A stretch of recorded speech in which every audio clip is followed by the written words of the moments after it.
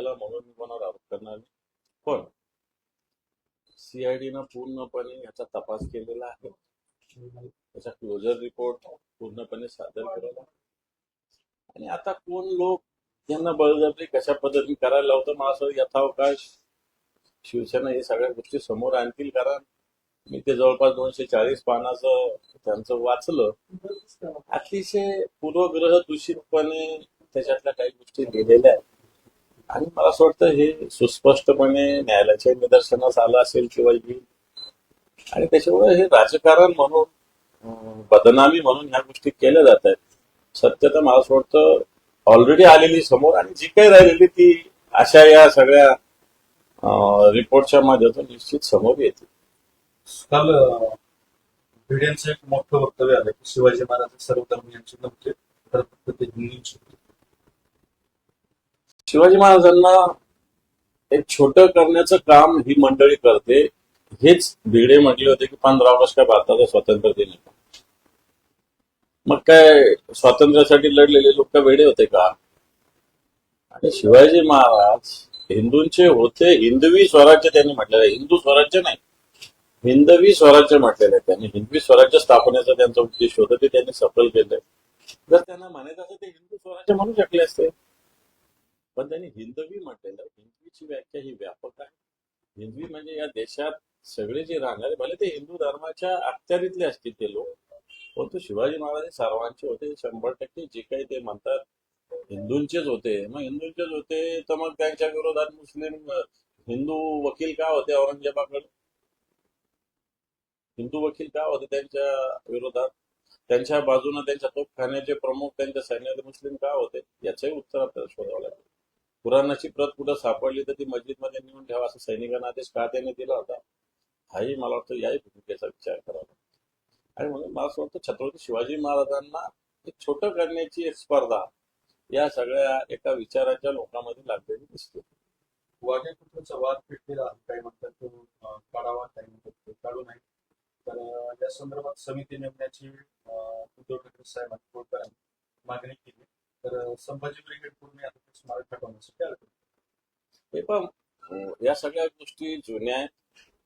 याच्याविषयी तुम्ही आणि मी काही बोलू शकत नाही. उगाच कोणी सांगितलं म्हणून मी बोलणं, कोणी सांगितलं म्हणून मी ऐकणं, याला काही अर्थ नाही. निश्चित ऐतिहासिक पुरावे, इतिहास अभ्यासक यांची समिती असावी, त्यांना निर्णय घेऊन द्यावा. मला वाटतं याच्यात राजकीय प्रकारचं कोणी भांडण पडू. 24व्या घटनादुरुस्तीनुसार संसदेला संविधानात बदल करण्याचे अधिकार विधानसभेत भाषणात मुख्यमंत्र्यांनी तर 26व्या घटनादुरुस्तीत संविधानातील कलम बदलण्याचे संसदेला अधिकार आहे असे संविधान बदलायचे अधिकार नाही. संविधानात बदल संविधानात पण बदल नाही. संविधानाचे जे काही कलम असतील, जे आता कालानुरूप त्याच्यात बदल आवश्यक असतील, जसं आता 73व्या 74व्या घटनादुरुस्ती स्थानिक स्वराज्य संस्था याचं झालं.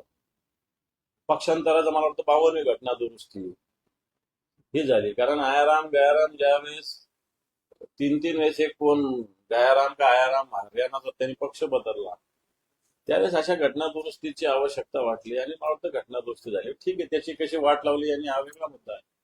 परंतु त्यांना बदल करण्याचा कोणताही अधिकार नाही. घटनेच्या काही कलमात कानून बदल करण्याचा अधिकार आहे. 106 दुरुस्ती आता पण झाली नाही. ठाकरेंकडून फडणवीस आणि शिंदेमध्ये विस्तव टाकण्याचा प्रयत्न सुरू आहे असे उद्धव सामंतांनी केले. कितीही बालिशपणा केला तरी दोस्ती तुटणार नसतो. ठाकरेंना या गोष्टीची गरज नाही. तुमच्यातलाच विस्तव आडवा जातो का हा तुम्ही तपासला पाहिजे. तुमची दोस्ती चांगली ठेवा. तुमच्या खात्यात तुम्हाला विचारलं जात नाही, मुख्यमंत्री डायरेक्ट इंटरफेअर करतात, ही तुमची छान दोस्ती आहे. तुमच्या खात्याच्या मंत्र्यांनी एसटीचं टेंडर काढलं, ते मुख्यमंत्री रद्द करतात, ही चांगली दोस्ती आहे. तुमच्या खात्याने जालन्याला 900 कोटी रुपयाचं ऍक्विजिशनचं काम सोपवलं होतं, त्याला स्थगिती दिली, ही चांगली दोस्ती आहे. तुमची अशी दोस्ती तुम्हाला लागला. तुमची साधी ओएसडी सुद्धा मुख्यमंत्री होऊ देत नाही, पीएस होऊ देत नाही, चांगली दोस्ती आहे. उद्धव ठाकरेंकडे औरंगजेब फॅन क्लबचं नेतृत्व असल्याची टीका बावनकुळे केली. ते म्हणतात की सौगाती मोदी नाही तरी विकासाची गॅरंटी. हा कोणता विकास आहे? मग सगळ्याला द्या ना. दिवाळीला दिलं कधी? दिवाळीला कधी दिलं? तुम्हाला आता निवडणुकीच्या तोंडावर दिसलं, मग तुम्हाला लाजा वाटल्या नाही त्या मुसलमानांना बोलायला? मुसलमानांच्या भावना जाणून न घेता वेगवेगळे मुद्दे कोरून काढता. कुठं हा मुद्दा, कुठं युपी मध्ये, कुठं एमपी मध्ये, कुठं राजस्थानमध्ये, कुठं दिल्लीमध्ये. त्यास थोडीशी जनाची नाही तर मनाची वाटली पाहिजे. हा कोणता विकास आहे? विकास आला तर तुमच्याकडे कवडी नाहीये. त्यामुळे हे धंदे करता तुम्ही. विधानसभा निवडणुकीनंतर आपल्याकडे मोठ्या प्रमाणात लोक येत आहेत. नव्याने पक्षात जे आहेत त्यांचा मान सन्मान होईल आणि जुन्याची काळजी घेऊ असा अजित पवार. त्यांचा त्यांचा पक्ष आहे, त्यांनी ते ठरवायचं असतं, त्याच्यात आपण काय करायचं. संतोष देशमुखांची हत्या केल्याची कबुली जी आहे त्यावरती सुदर्शन गुन्हे काल दिलेली आहे आणि संतोष देशमुखांना मारण्याची लाकडी काठी, पाईप, वायर हे सगळं जे काही आहे ते सुद्धा जप्त केलेलं आहे. सगळ्या प्रकारची कबुली. हे तर सत्य आहे. संतोष देशमुखाची हत्या त्यांनीच केली, परंतु त्याच्यात वाल्मिक कराड, धनंजय मुंडे यांच्या सांगण्यावर गेले हे विषय येण्याचं बाकी आहे. मला वाटतं निश्चित या तपासात सगळी येईल या पोलिसांच्या चौकशीमध्ये. कुणाल कामराला पोलिसांच्या थर्ड डिग्रीचा वापर करावा लागेल असं शंभरात दिसत. कुणाल कामराला थर्ड डिग्रीचा वापर करत असताना तुम्हाला तेवढीच डिग्री लावावं लागेल. कारण राज्याचे मंत्री आहात. मंत्र्यांनी मोजून, मापून, तोलून बोललं पाहिजे. मंत्र्यांना हे अधिकार नाही आहे मुलाची. कोणाला थर्ड डिग्री लावायची का सेकंड डिग्री लावायची, फर्स्ट डिग्री लावायची. तुमच्या डिग्र्या बोगस आहे त्याच्या सगळ्या. त्यांनी काय फरक नाही पडत फर्स्ट काय, सेकंड काय, थर्ड काय. परंतु मला असं वाटतं मंत्री ज्या पद्धतीनं वक्तव्य करतात, एकीकडे घटनेचं 75 वर्ष आपण साजरा करतो आणि मंत्री अशा पद्धतीनं कायदा हातात घेण्याची गोष्ट करतात, मला वाटतं हे चुकीचं आहे. दहशतवादी संघटनेकडून कुणाल कामराच्या छंदात पैसे मिळत नाही असा आरोप राहुल कनाला केला आणि 24 तासात युट्यूब चॅनलवर कारवाई करण्याची मागणी. राहुल खन्ना दलाल माणूस आहे, त्याचं काय. स्वारगेटच्या मुलीवर अत्याचार झाला त्या मुलीनं पोलिसांवर काही गंभीर आरोप केले. ते म्हणतात की अत्याचार कसा झाला हे अनेक पुरुष अधिकाऱ्यांना मला सांगावं लागेल. चुकीचं आहे. खरं तर या सगळ्याच्यात महिला पोलीस अधिकारी असल्या पाहिजे. त्यांनीच तपास केला पाहिजे, त्यांच्याकडे स्टेटमेंट घेतलं पाहिजे. असं असताना जर पुरुष याच्यात इंटरफेअर करत असेल तर मला असं वाटतं निश्चित त्याची चौकशी करावी लागेल. आणि असे जर पुरुषांनी अशा पद्धतीत प्रश्न विचारला तर मला स्वतः हा सुद्धा मोठा क्राईम. विधिमंडळाच्या वेगवेगळ्या समित्या नेमल्या गेल्यात मात्र या समित्यात धनंजय मुंडे आणि छगन भुजबळांना लाभ. ते मोठे नेते आहेत ना, त्याच्यामुळे मला वाटत नाही त्यांचं काही त्याच्यात. सुनील तटकरे यांनी विधानसभा निवडणुकीत स्नेहल जगताप यांना मदत केली होती. त्या मदतीची परतफेड म्हणून राष्ट्रवादी पक्ष प्रवेश झाला असं दाखवा. चांगलं आहे तुमचे अडवान तुमची चिरवा चालू.